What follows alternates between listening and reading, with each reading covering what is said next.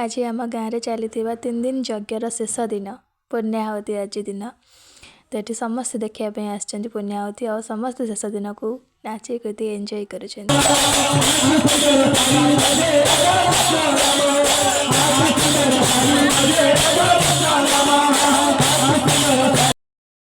सतरे गाँव में गोटे उत्सव है केते खुशी लगे और 3 दिन केमी चलीगला जन पारानी काल गाँव पूरा सुनसान लगे।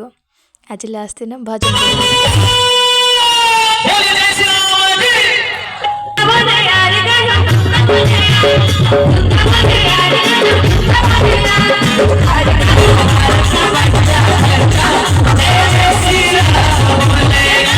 पुणी रहा आर वर्षर अपेक्षा ठाकुर उत्सव सामिल होगापी रही। जय श्रीराम।